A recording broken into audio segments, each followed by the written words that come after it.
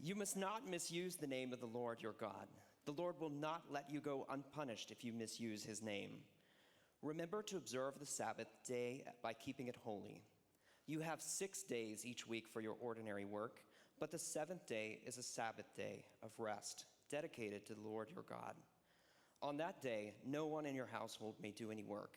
This includes you, your sons and daughters, your male and female servants, your livestock, and any foreigners living among you. For in 6 days the Lord made the heavens, the earth, and the sea, and everything in them. But on the seventh day he rested. That is why the Lord blessed the Sabbath day and set it apart as holy. Thank you, Dr. Gray. No promises, but at least I'm prepared to preach on this one.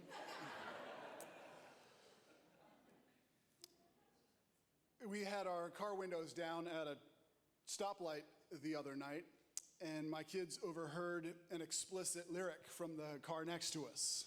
Only the oldest, the 9-year-old, caught the word, but it sparked a conversation between him and his 7-year-old sister about which cuss words they knew. From the driver's seat, I listened in eagerly, not to expand my own vocabulary, but to learn how theirs were expanding. A solid 20% of good parenting is espionage. There were 4 cuss words I learned they had learned. One of them meant donkey, and apparently it's in the Bible somewhere. And there were 3 others which he then spelled for her. Fortunately, she interposed an extra consonant in one which set her to humming "Play That Funky Music." They didn't know what any of them, save the biblical donkey, meant, but he'd been told in no uncertain terms by a classmate, also a local pastor's kid, not to say these words because they were bad. When that same pastor's kid introduced him to them in class by spelling them backwards. Just picture it. T-I. I don't know what they mean or why they're bad, but never say them. For some of us who grew up with at least a passing familiarity with the 10 Commandments, that pretty much applied to commandment number 3, didn't it? Taking the Lord's name in vain, which we understood to mean saying Jesus or Christ or God as a sort of cuss word. It wasn't entirely clear why we weren't meant to do it, but best to carve a wide berth around it and avoid gosh and geez as well. Is this what the third commandment has in mind? Our translation reads, "You must not misuse the name of the Lord your God.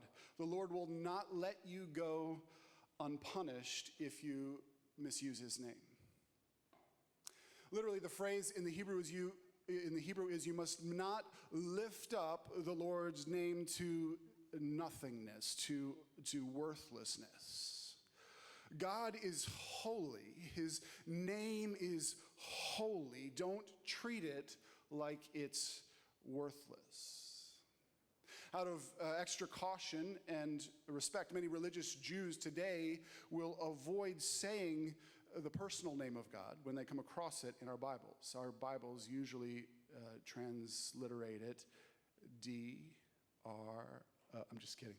That's funny because I was doing it backwards. Usually our Bibles translate it Lord, L-O-R-D, all in caps. Instead, when reading the scriptures, often religious Jews will substitute a different name for God, Adonai, or simply refer to God himself as Hashem, the name, the one whose name is above all other names. For Hebrew people in the Old Testament, your name wasn't simply what people called you, it was your character.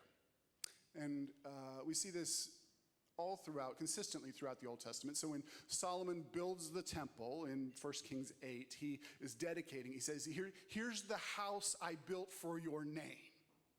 And then he starts praying and he's imagining future foreign people who will come to this house because they have heard your name. It's not that they've just heard what God has called and they're like, oh, I want to go to this distant land.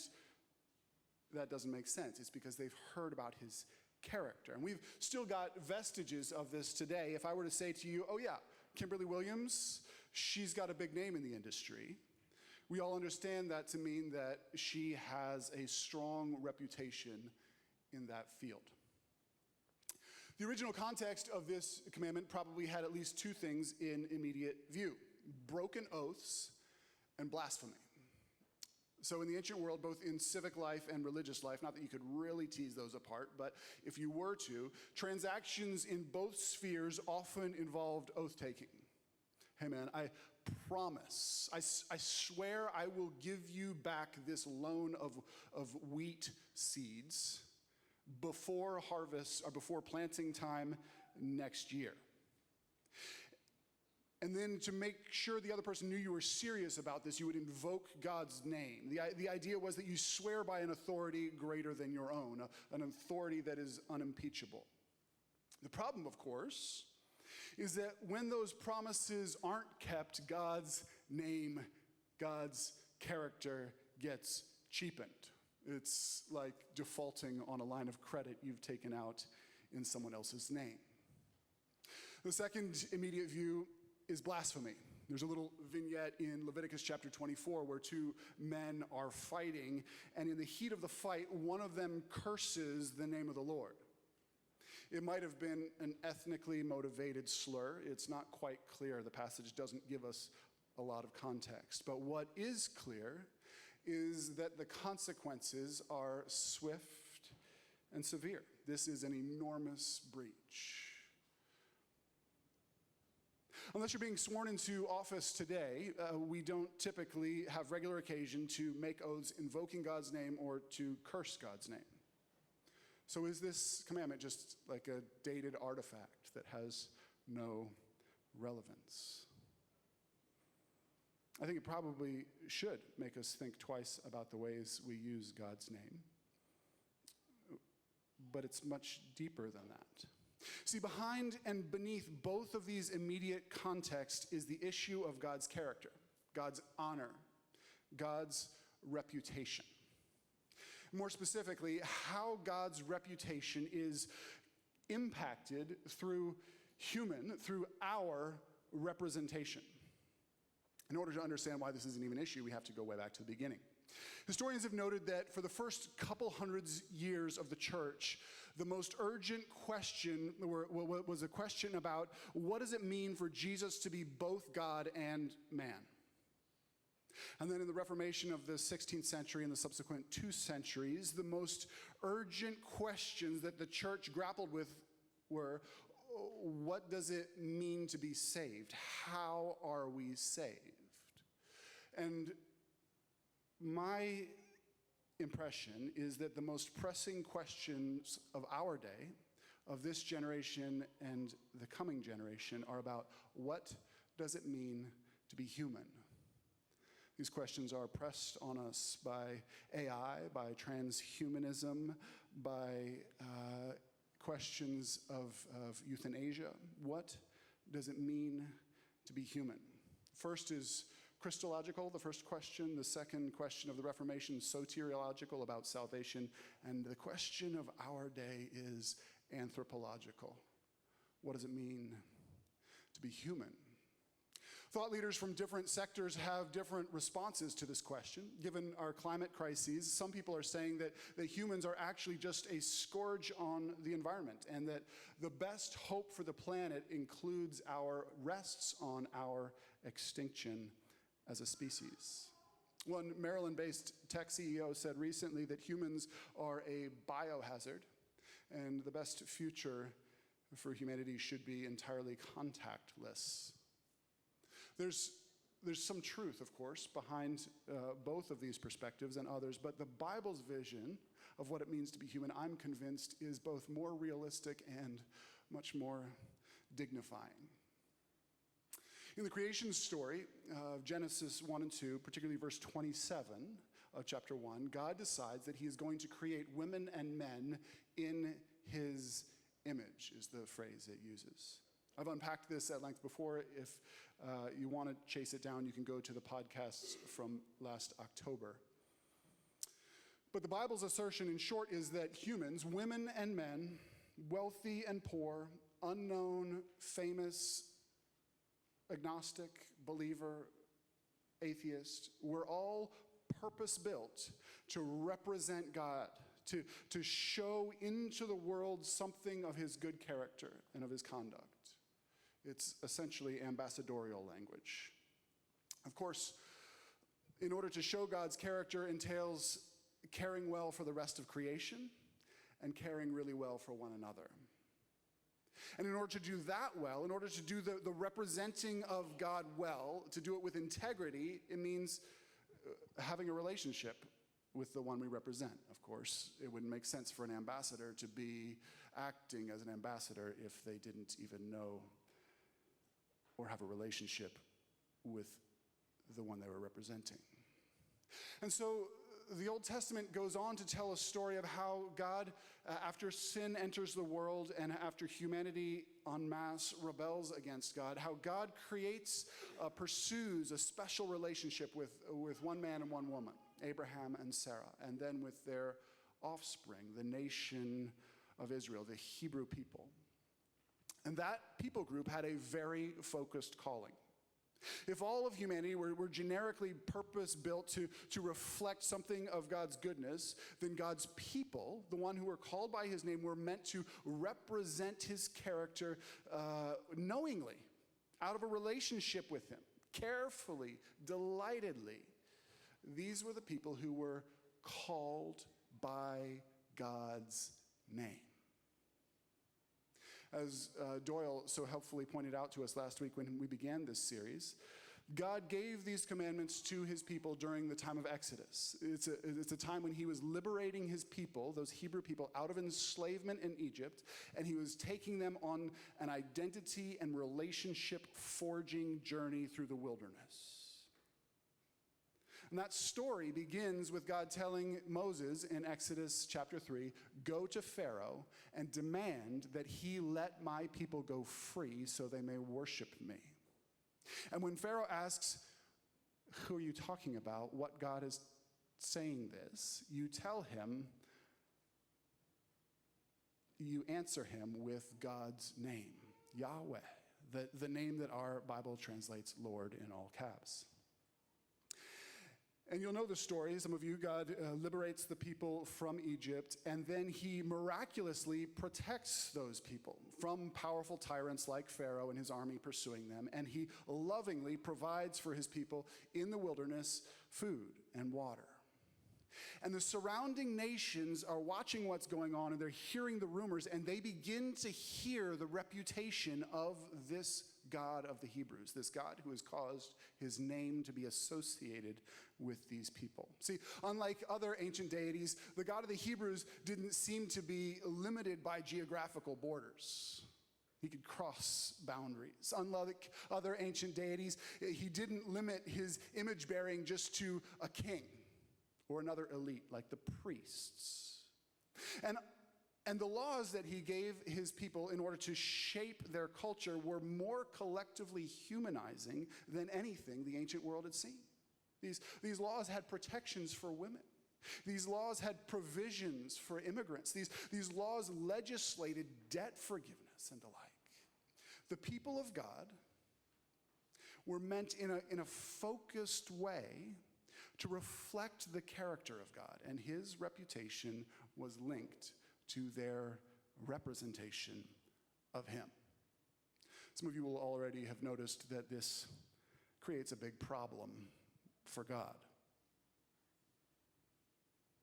The people who are attached to his name get the benefit of his reputation, but his reputation then has, the legal word would be exposure. Exposure. It suffers from their representation. When I was in the equivalent of middle school in England, I went to a school called Haberdasher's Aske's School for Boys. Jill will tell you I didn't learn to talk to girls until she taught me in my late 20s. Haberdashers were a medieval guild of clothiers, and Robert Aske was a wealthy patron. The school bore the name of both, Haberdasher's Asks, and those names were emblazoned on the crests on our suits and our ties. When my rugby team toured Scotland, the coach sat us down before we left, and he said, we're going to be doing some touristy things in Scotland. Whenever you're on the pitch, you're going to be wearing your rugby kit, and whenever you're off the pitch, you are going to be wearing your school uniform. You aren't merely representing yourselves. You're representing this school. You're representing the Haberdasher's Asks school. Your conduct reflects on the reputation of this institution. So God opened himself up to enormous vulnerability in giving his name to people. Again and again throughout the Old Testament, we find God saying things like this in Ezekiel chapter 36. But when they were scattered among the nations, the context here is God's people.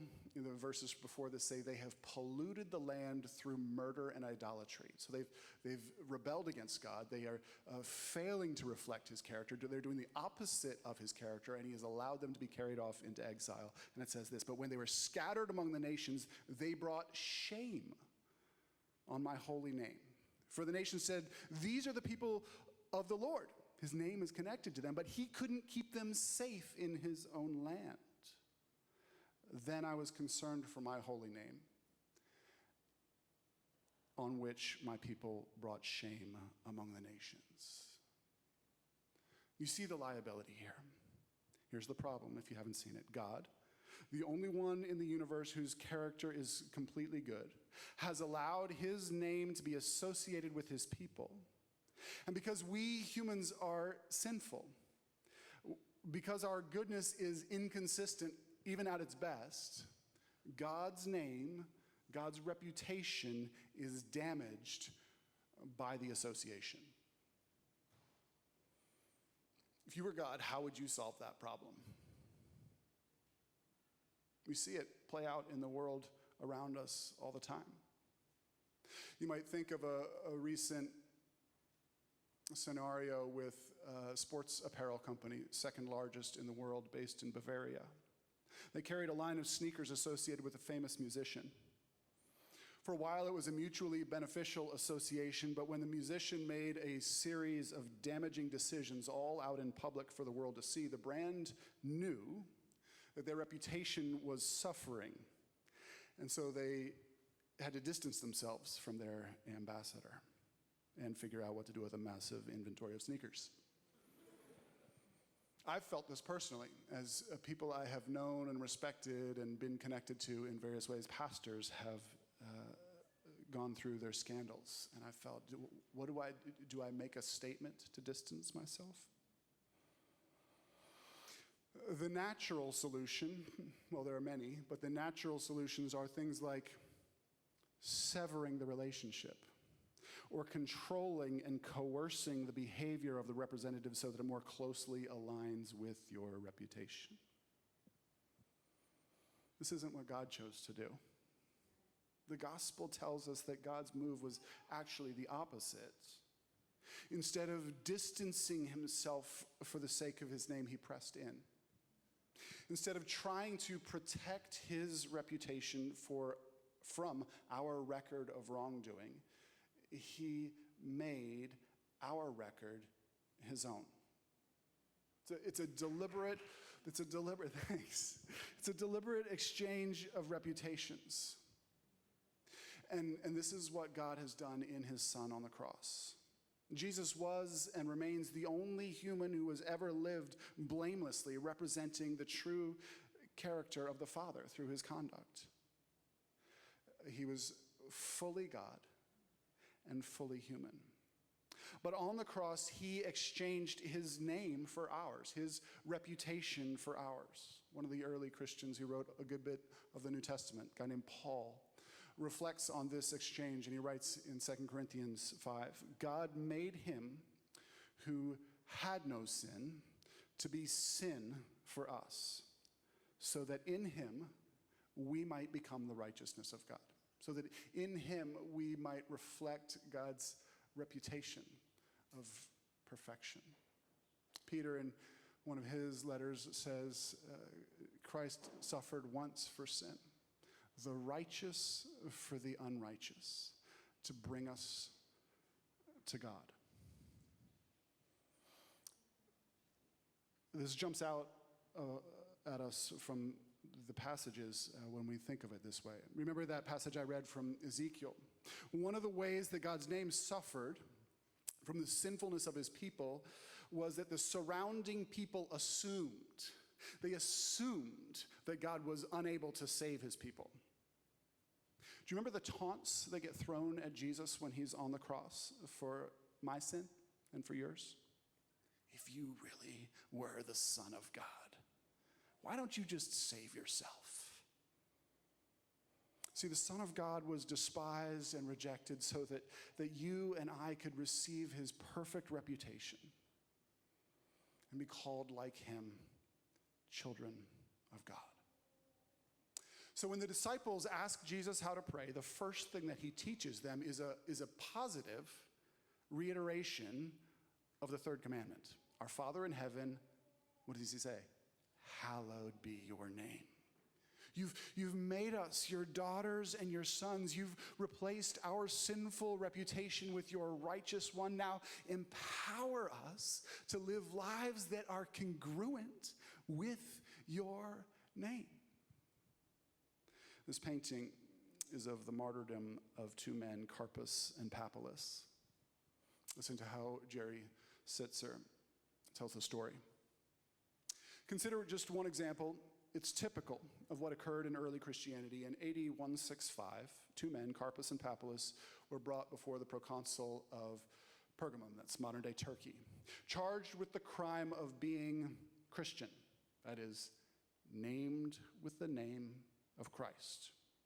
When urged to sacrifice to the gods, the pagan gods, as a way of renouncing their Christianity, Carpus replied, I'm a Christian. I honor Christ, the Son of God, who came in the latter times to save us and has delivered us from the madness of the devil. I will not sacrifice to these devils. Not even torture could persuade him to change his mind. He simply kept repeating, I am a Christian. And then the proconsul turned to Papillus, who similarly said, I'm a Christian. There is nothing I can say which is greater or more wonderful than this, being named with the name of Christ. And as the two were being burned alive, Carpus said, Praise be to thee, O Lord Jesus Christ, Son of God, that thou didst deem me, a sinner, also worthy of this part in thee. Let's turn our attention to the fourth commandment.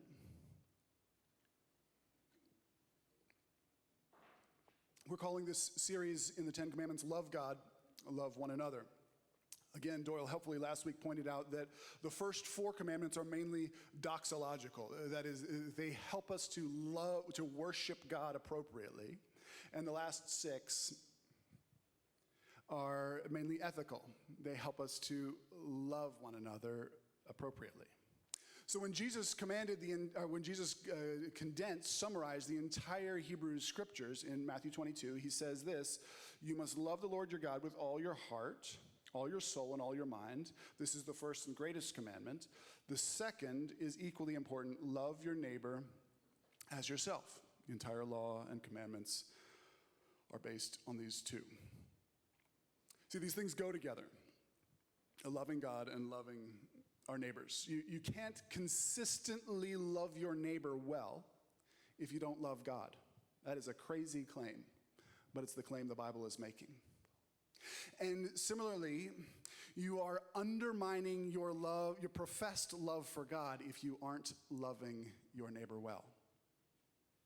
And this fourth commandment, the one about the Sabbath, is a neat hinge between the loving God and loving neighbor, between the doxological and the ethical commandments. It's about both worship and about ethics. It's about enjoying God supremely and about treating others superbly. Historians have pressed hard to try to find the origins or analogs to the Sabbath outside of Israel. And most ancient cultures did have feast days and festival days and holy days, but to my knowledge, the Sabbath, a weekly day of rest devoted to the Lord, is unique to the people of God. It's a gift. It's a gift that is rooted in God's character. Look with me at verse 11 from our teaching text, our second teaching text. For in 6 days the Lord made the heavens, the earth, the sea, and everything in them, but on the seventh day he rested. That is why the Lord blessed the Sabbath day and set it apart as holy. See, this day, observing this day, receiving this gift reflects what God is like and what he has done. But it also pertains to our treatment of others. Look with me now at verse 10. But the seventh day is a Sabbath day of rest dedicated to the Lord your God. On that day, no one in your household may do any work. This includes you, your sons and daughters. My amazing wife does our kids' chores for them on our family Sabbath day. Your male and female servants, your livestock, and any foreigners living among you. See, this gift wasn't, again, just for the elites. It wasn't for the kings. It wasn't for the priests. It wasn't even just for the Hebrews. It was a gift of rest for the servants. It was a gift of rest for foreigners who were in the land. It was a gift of rest for the animals. Sabbath is nothing if it isn't about treating the rest of creation, humans and animals and the environment included, with great care and gratitude. About 10 years before we started St. Mo's, I was researching for a sermon series called The Gospel for First World Problems. Mary Kate, you might remember this. I talked to a bunch of busy Hopkins students like Ellie Roper and friends of hers who had become part of the core launch group at St. Mo's. And then Jill and I took a study break at Stanford, and I buried myself in sociological data and had more conversations with Stanford undergrads, similarly busy, whom I knew. And one of the findings was about just how busy we are as a culture. Here are some numbers to put shape on it for you. 574 million. 574 million, that's the number of paid vacation days that American workers gave back or did not use at the end of 2005. If you divide that number by the average lifespan, you get something like over 20,000 lifetimes of paid vacation in 1 year when unused or given back by the American public. Here's another number, 15. That's the average number of hours worked per day by each partner on paid and unpaid tasks. That's employment and household tasks in the average dual income American household. And if you live alone, you'll immediately recognize that the number might well be higher for you if you don't have the luxury of someone to load share with.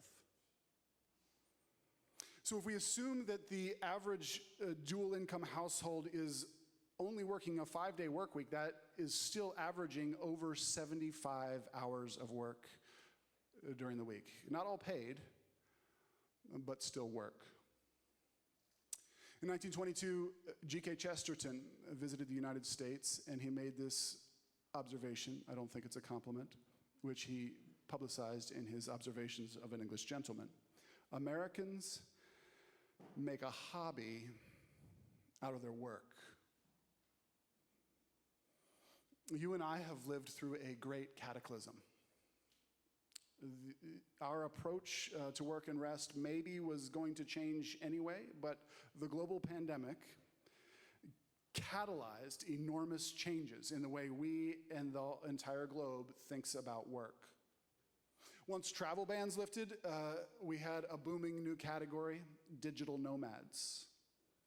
Don't be chained to your workplace like your parents were, the advertising went. Do whatever you like from wherever you want. Open your laptop in Phuket this month. Next month, take your Zoom calls from the Cinque Terre, or something like that. Another category of worker has also boomed in the last few years. That's the gig worker. Why work a 50 or 60-hour week doing the same thing over and over again when you could take on a few flexible jobs, work as your own boss, and go to work when you like and stay home when you like? So we have all this disruption. But even with massive disruption in the American work routine, even with the rise of digital nomads, with the popularity of WFH jobs, with the rise of the gig economy, we still haven't solved the problem. Many employers are requiring their employees to return to the office, citing tanking productivity and morale. The BBC ran an article last month on the discovery that many digital nomads are making a rootless life. It just isn't delivering on what it promised. I think we've got an image here, maybe a quote. This article says, although there's been plenty of upside for workers who've tried the lifestyle, many also say that lacking a tether took a toll on their mental and physical health, even made them poorer at their jobs. Even though the gig economy is offering new opportunities, quiet quitting and its less imaginative successor, loud quitting, have been all over the headlines.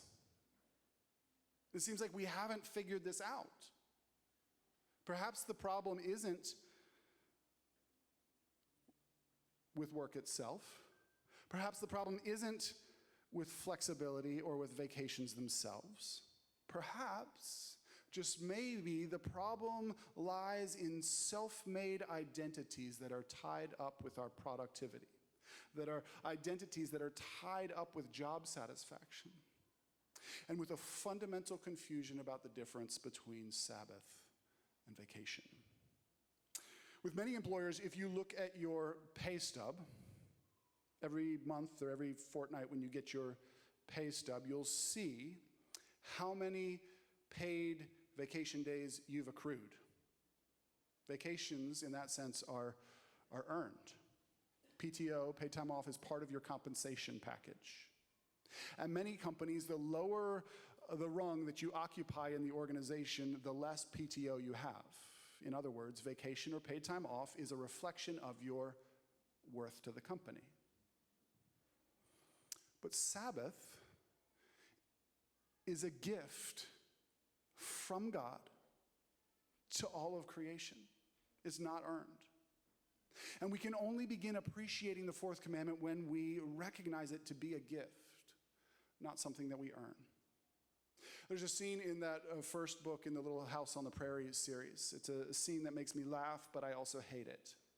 It's a scene, an episode about young boys growing up in a strict religious household where every Sabbath was strictly observed. They would go to church in the morning, and in the afternoon, they just had to be quiet and make sure they were not having any fun.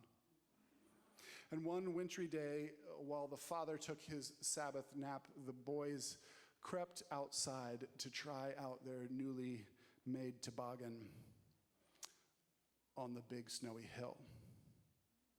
And they're flying down the slope, stifling their glee so as not to wake their dad when this happens. They run into a pig, and the pig lands on the lap of the front one, and it squeals, as only pigs can, all the way down the hill, right past the house. Of course, the father is awakened, and the boys all get a thrashing in the woodshed. A thrashing for enjoying the Sabbath. It makes me angry not only because it seems to totally miss the spirit of the Sabbath, but also because it accurately portrays something of the way many of us think about it, if we think about it at all. Like some arcane rule that is meant to curb your joy. Until about 10 years ago, whenever I encountered a real Sabbath keeper, I would be quick to bludgeon them with some biblical theology. I'd say something like, the arc of the Bible's treatment of Sabbath clearly points to Jesus as the fulfillment of Sabbath, and for all of us, we await a future Sabbath rest in heaven, in a new heavens and a new earth, or something to that effect meant to shut them up. All true, but still missing the gift. There was a couple in our small group. They were both Sabbathers. She had a demanding career as a neurologist at Maryland. She's since gone on to head the Lewy body dementia program at Florida. And she told me that she had begun Sabbathing in med school. I thought, okay, not a slouch. She thought her grades would suffer, but she became convinced that this was a gift of God to her and that she needed to receive it. So she tried to mark off one day a week, for her it happened to be Sunday, as special and to rest on that day. And so she would plan ahead and work ahead, which was not easy, and her grades did not suffer. Actually, she found the opposite. I was intrigued. Since that time, Jill and I and our kids have been on a journey of learning to receive the Sabbath. She would be the first to tell you that we don't do it well a lot of the time. Yesterday, Saturday, typically our family Sabbath. The kids were in bad moods. I slept in because I'd been up in the night with two of them. Jill worked hard to get the kids packed for a trip to Florida to see my in-laws, and that meant they had more screen time than is our goal. So in terms of Sabbathing, yesterday's Sabbath was an L. But over the years, we have experienced Sabbath from time to time as a gift, albeit imperfectly. Instead of a strict, silent, joyless Sabbath like in a little house in the big woods, Eugene Peterson gives us a different phrase, a poignant phrase. He says, Sabbath is for praying and playing. It's a day for exulting in relationships. Firstly, our relationship with God, and then with the close people he's given to us. Maybe it's close friends, maybe it's your spouse, maybe it's your family. It's people who bring life to you. It's a day for joy, a day for good food. Many of our closest family friends have also been on this journey of learning the gift of Sabbath. Often it involves a special meal. I've told you before that we sometimes try to kick off our family Sabbath with Sabbath waffles to teach the kids this is something to look forward to. Often it involves unhurried time, relaxation. Hopefully it involves beauty. Often it involves reading scripture or singing and praying, but things that fill your tank with joy. My friend John Tyson uses this phrase, pleasure stacking. Pleasure stacking. The Christian life isn't about hedonism in the normal sense of that word, but a weekly Sabbath is a great day to do a series of things that have a track record of filling your joy tank and pointing your heart towards God in gratitude and towards one another in love. Here's a little chart some of you will remember I shared with you several years back to help differentiate between vacation, between what we commonly think of when we think of a day off or a weekend, and a well-received gift of Sabbath. The purpose of a day off is to take a break from work. At least in my household, the purpose of a vacation is to see new places, to go somewhere fun, to camp until you cannot camp anymore. But the purpose of Sabbath is to receive a gift of grace and rest. The emphases of a day off are often to catch up. It's when you do your laundry, right? It's when you do the errands. The gift or the emphases of a vacation are often about cutting loose. You spend money that you can't afford to spend the rest of the year. You have a great time. The emphasis of Sabbath is one of connection through disengagement. I'll skip down to the bottom row. A day off often leaves you feeling harried, a weekend warrior. You tried to cram in as much as you possibly could before you had to be back in the office. A well-lived vacation can give you fun memories, but ours often leave us exhausted, which is the way I plan them. But Sabbath should leave you feeling grateful. So let's not let our perfectionism prevent us from making progress on receiving this gift. Sabbathing is hard. It requires planning ahead. It runs counter to all the ways we are being discipled by our culture. It's just heading in the opposite direction. But take baby steps. Start with a few hours, maybe, if you can't do a whole day a week. Start with one Sabbath a month. Don't beat yourself up when you fail at it. Just pick yourself up, dust yourself off, and try again to receive this gift of rest. Back near the beginning, I said that the great question of our lifetime is, what does it mean to be human? Our culture is providing various answers to that question. Some of those answers seem to ignore helpful boundaries and limitations on being human. And some of the answers seem to ignore the dignity, the beauty, and the goodness of being human. But you and I, each one of us, are contributing to the way the next generation answers that question. We're contributing to the answer every day by the way we live. We are lobbying with our lives on what it means to be human. And both of these commandments open up our imaginations to part of God's answer on what it means to be human. Because your neighbors are not studying Exodus for their cues on how to be human. If that's a surprise to you, you're welcome. Your friends, your extended family aren't doing inductive Bible studies on the Gospels to get their answers to the question, what does it mean to be human? Any imagination-sparking insights on what it means to be human are going to have to come from you and the way you live. Swiss theologian Karl Barth gives a helpful illustration. He says, imagine your entire life has been lived in an apartment building or in an office building, maybe on the third floor. Fortunately, you have a window where you're able to see people on the street below. But your view up is blocked by the overhang of the roof on your building and by the rise of the wall of the building on the street opposite. Still, every time you lift your eyes from the computer screen, you like to observe the people outside on the street. And one day you notice a little kid looking up. And the kid tugs on his mom's hand and then points up, and she looks up too. And soon others on the street below are also looking up and pointing. And of course, you're not yet able accurately to picture the beauty of clouds scudding across an azure summer sky. But now you suspect there's more than what you have known. Now you begin to suspect there's a whole different way of being human than what you'd known till now. The gift of Sabbath insists that our human identity is not in our productivity.